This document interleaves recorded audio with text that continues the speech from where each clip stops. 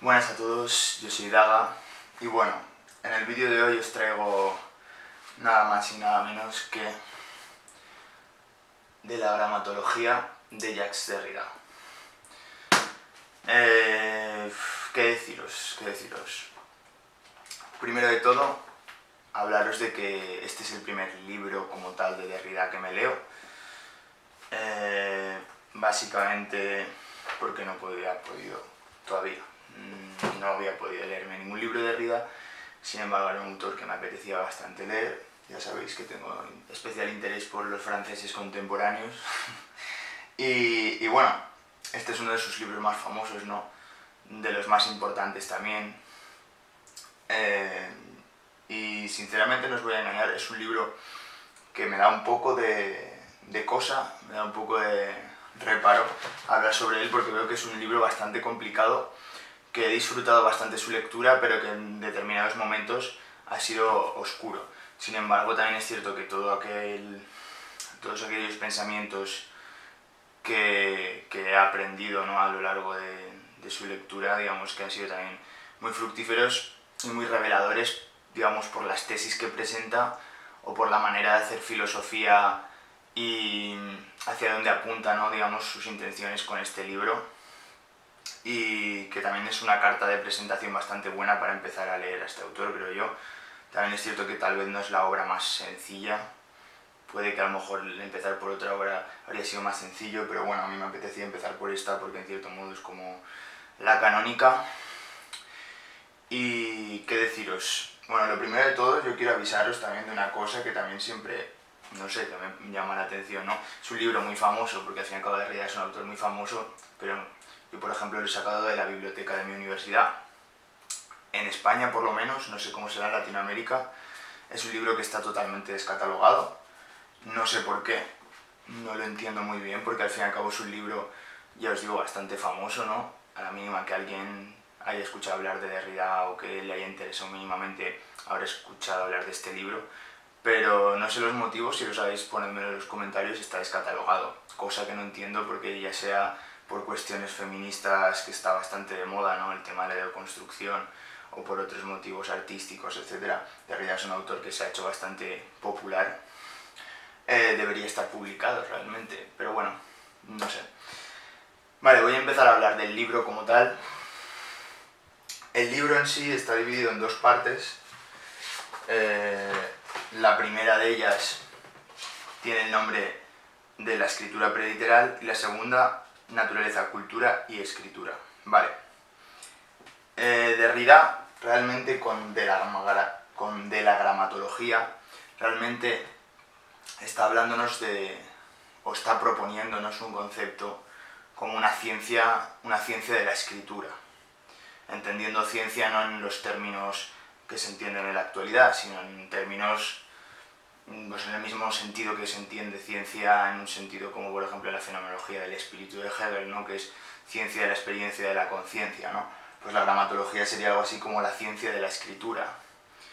Un intento, ¿no?, de hacer un análisis de la escritura en tanto que tal, no una escritura subordinada al lenguaje, entendiendo el lenguaje desde la perspectiva de la lingüística, ¿no?, o entendiendo el lenguaje con esa característica que va a ser también muy determinante conceptualmente en el desarrollo del libro, ¿no?, ese fonocentrismo, entendiendo el fonocentrismo como la primacía de la voz sobre la escritura.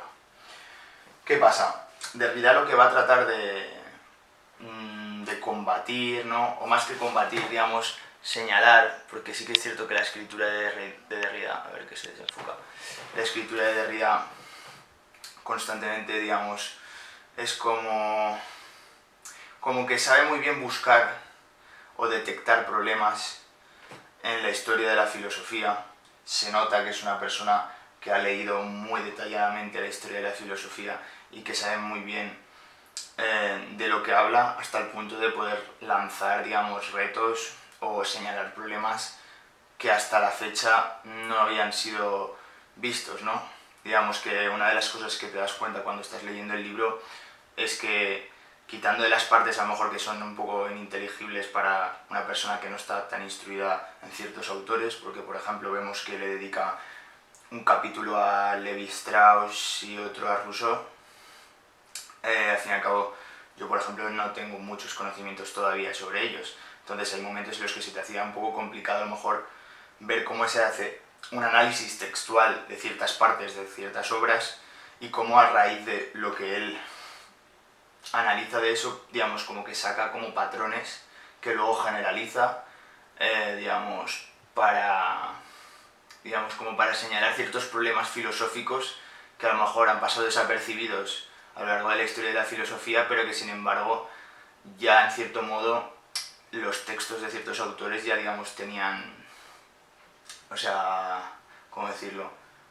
Como que ya se encontraba presente esos problemas de una forma que a lo mejor pasa desapercibido, pero una vez te das cuenta de que eso lo pone de este modo,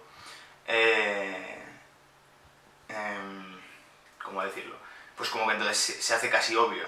Derrida como que da la sensación de que hace obvias cosas que en verdad no eran obvias hasta que las ha hecho obvias, ¿no?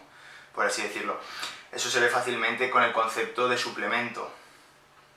Un concepto que es interesantísimo, que yo desconocía y que en realidad, digamos, es como de los más famosos, ¿no? Pero a lo largo de la obra va a ser un concepto que va a estar bastante... va a aparecer bastante, ¿no? Que es el concepto de suplemento. Derrida hablará del suplemento y pondrá muchos ejemplos de cómo Rousseau utiliza la palabra suplir o suplemento en diferentes textos suyos. Pero ya os digo, textos menores o textos no tan menores, pero digamos que son un concepto que de por sí pasa desapercibido totalmente, que tú estás leyendo y a lo mejor no te fijas. Sin embargo, Derrida sí se fijó en ello. Y es constantemente lo que lucha o lo que combate Derrida, es un poco justamente esa metafísica de la presencia, digamos. Al fin y al cabo, si se va a ciertos autores, a ciertos textos, no es para sacar un contenido en sí y criticar el contenido en sí de ese autor en particular, sino que parece que los ponga de ejemplo para visibilizar la forma, los aspectos formales que están presentes dentro de la filosofía o del estadio temporal en el que se encuentra, en el sentido de cómo se desarrolla la historia de la filosofía en ese momento, ¿no? El concepto de suplemento es importante porque al fin y al cabo nos hablará de que al fin y al cabo la cultura sería el suplemento de la naturaleza, la escritura sería el suplemento de la voz, o otras tantas dicotomías en las cuales, si os dais cuenta, siempre hay digamos, una especie de servidumbre por parte de ese segundo concepto hacia el primero, ¿no? Digamos que ese binarismo, ¿no? Ese dualismo que está presente en tantas cosas, ¿no? Bien, mal, ¿no? Bueno, voz, escritura, todo en verdad, cualquier binarismo, cualquier dualismo que se os ocurra, hombre-mujer, por ejemplo, ¿no? Que también pues eso es algo que ha cogido bastante el feminismo.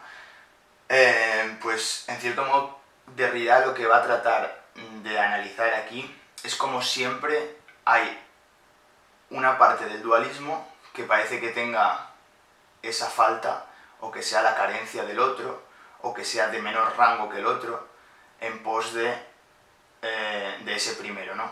Como si hubiera siempre todo estuviera escrito, digamos, bajo formas duales, la forma de ordenar el mundo se moviera bajo esas dos identidades constantemente, pero si hubiera una que fuera superior a la otra y se tuviera asumido, ¿no? Véase en la historia de la filosofía, por ejemplo, la dualidad de alma o cuerpo, o la de voz-escritura, que va a ser como un poco también uno de los puntos en el que siempre va a rondar el análisis de Derrida, ¿no? Porque en el fondo Derrida lo que va a tratar de hacer, por lo que yo he entendido, ¿no? En el libro, es justamente eso, criticar que realmente entre ese dualismo, ¿no? Entre esas dos identidades, ¿no? de ese dualismo, digamos, como que realmente hay una diferencia esencial que los separa. Realmente no es que uno dependa del otro per se, ni que uno sea, en cierto modo, el suplemento del otro, sino que realmente cada uno tiene su propia forma concreta y está más allá de la propia forma de ordenar ese dualismo, ¿no? Y eso, por ejemplo, también se trata con el concepto de différance, ¿no? En francés, différence es como que, a ver, ese concepto realmente tiene su gracia, porque al fin y al cabo, ¿cómo explicarlo? Es como si estuviera escrito, bueno, se ve que hay algunos problemas de traducción, hay gente que lo pronuncia, o sea, que lo traduce como diferencia, gente que lo traduce, por ejemplo, en este libro salía con la E en negrita. Entonces, la cuestión es que en francés différence no se escribe con esa A, bueno, ahora mismo no me acuerdo, pero creo que en francés no se escribe con la A, sino con la E, o al contrario, no me acuerdo. Y la cosa es que se pronuncia de la misma forma, ¿no? Entonces, ¿qué vemos? Que si tú pronuncias différence, tú realmente estás escuchando la palabra diferencia en francés. Sin embargo, cuando tú ves esa palabra escrita, la estás viendo escrita con una letra que no es. Entonces, realmente, aunque tú estés escuchando différence, realmente no pone différence, ¿no? Es un concepto muy interesante porque lo que trata de aludir, ¿no? Es justamente justamente en ese juego, ¿no? Entre identidades, ¿no? Digamos, ese agujero, ¿no? Digamos, esa brecha que hay justo entre un concepto, o sea, perdón, entre ese dualismo, ¿no? Entre la voz y la escritura, ¿no? Esa diferencia que hay, digamos, cómo se pronuncia una cosa, cómo se pronuncia y cómo se escribe, que realmente podrías pensar que realmente se escribe de esa forma, pero realmente se escribe de forma distinta que se pronuncia, digamos. Entonces, Derrida lo que va a estar constantemente tratando de criticar va a ser esa metafísica de presencia, ¿no? O esa forma de acercarnos a las cosas que parece que encapsule a través de una lógica interna en la cual haya una primacía de ciertas estructuras, ¿no? Sobre otras, y cómo realmente esas estructuras, al primar unas sobre otras, en cierto modo, ordenan el mundo de una forma que inevitablemente prioriza unas cosas sobre otras, ¿no? Entonces, digamos, eso va a ser como uno de los, ¿cómo decirlo?, de las cantinelas constantes en las que nos vamos a encontrar en el libro, ¿no? Porque al fin y al cabo, si habla Derrida de una gramatología es justamente por el hecho de que realmente la escritura ha sido vilipendiada, ¿no? A lo largo de la historia como si fuera como una especie de efecto, una especie de residuo de la voz, ¿no? Y eso ya pues desde tiempos de Platón y demás, pues ya había textos en los cuales se hablaba mal de la escritura, en tanto que podía permitirte, en cierto modo, acordarte de las cosas porque las podías tener escritas, pero a su vez también eso iba a reventar la forma en la que los seres humanos nos acordemos, porque en el momento que tenemos escritura ya no necesitamos tener una memoria y acordarnos de las cosas porque podemos apuntarlas, ¿no? Entonces, al fin y al cabo, la escritura siempre ha sido como si primero tú cuando hablaras estuviera tu voz y luego después pues está la escritura, ¿no? Que sería como una representación de la representación. No tiene un estatuto propio, sino que es como si fuera ese suplemento de la voz. Y esto Derrida lo va a destrozar, porque al fin y al cabo lo que él va a proponer es justamente lo contrario, que al fin y al cabo la escritura va por un sitio, o incluso que realmente hay como una escritura, o lo que denomina archiescritura, ¿no? En el sentido de que hay una escritura originaria. Bueno, esto a lo mejor el que digo es un poco peligroso porque tampoco tenemos que entender origen en un sentido de encontrar un arjé, porque justamente no habría un origen realmente sobre nada, sino más, yo esto lo entendía más en el sentido de que al fin y al cabo que cuando tú comienzas a hablar, en cierto modo, esa articulación de palabras y demás, digamos, como que ya de por sí ya tienen como un carácter de escritura, ¿sabes? En el sentido de que aunque no se haya empezado a escribir las cosas, ¿no? Todavía no existe la escritura per se, digamos, sí que hay un sistema, digamos, lingüístico en el cual se articulan las cosas de una forma. Bueno, no sé si estoy explicando muy bien esto, pero el punto de Derrida es que al fin y al cabo también está ese eslogan tan famoso, ¿no? De no hay nada fuera del texto, ¿no? En el sentido de que al fin y al cabo todo en el cierto modo está digamos, está simbolizado, ¿sabes? Está todo intermediado por símbolos, hasta el punto de que realmente no podemos pretender que ese suplemento sea la escritura, que sea algo cultural, y pretender naturalizar la voz. Si os dais cuenta, el dualismo natural-voz, el suplemento, ¿no? Escritura, cultura, como ese carácter negativo, ¿no? Ya, como es tratar de reventar eso y ver que realmente por ese proceso de construcción, que es ir a los textos mismos, analizar los textos de los autores y sacar, digamos, todos esos entresijos internos a la historia de la filosofía, que son casi más movimientos formales de cómo realmente se estructura el pensamiento que realmente un contenido en concreto que está proponiendo en sí, sino parece que esté como un poco deslizándose entre medio de los pensamientos de los autores para de ahí coger, digamos, hacer una crítica interna a los mismos que se pudiera generalizar a la historia de la filosofía por el trato que se le ha dado a diferentes cuestiones, ¿no? Porque al fin y al cabo estamos hablando de dualismos en general, ¿no? Estamos hablando de metafísica de la presencia, ¿no? Entendiendo como que siempre hay un contenido que está presente cuando realmente apelamos a Dios, ¿no? Esa ontoteología, ¿no? En la cual siempre hay un ente supremo, ¿no? Y, digamos, una inspiración heideggeriana enorme, ¿no? Pero bueno, me estaba yendo por las ramas.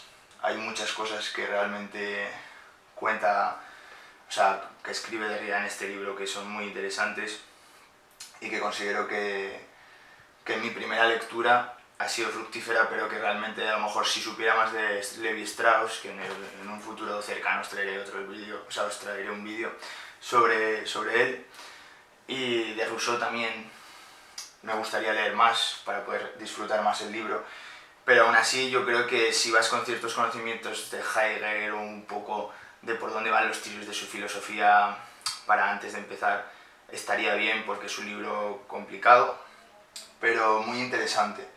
Desde luego Derrida escribe como de una forma complicada, pero escribe muy bien, en el sentido de que cuando entiendes por dónde está tratando de ir, es como que al fin y al cabo hace como una especie de fenomenología de la escritura, por así decirlo, ¿no? Al fin y al cabo nos está hablando, digamos, de casi como tú realmente llevas a cabo los pensamientos y cómo realmente, digamos, se formaliza, digamos, la escritura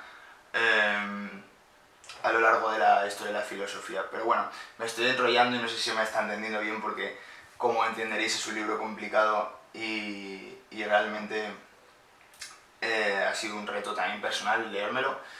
En el futuro me lo volveré a leer, sinceramente, para poder disfrutar mejor y ya con un bagaje mayor de Derrida, porque me gustaría leerme otros libros para comprender mucho mejor a este autor, ya que considero que es un autor esencial en la filosofía contemporánea y que a su vez ha dejado un legado muy interesante, de modo, o sea, de forma que tenemos que reinterpretar también desde un poco ciertos esquemas de constructivistas, ¿no? A lo mejor la historia de la filosofía, para también a lo mejor sacar ciertos puntos desde esos textos olvidados, ¿no?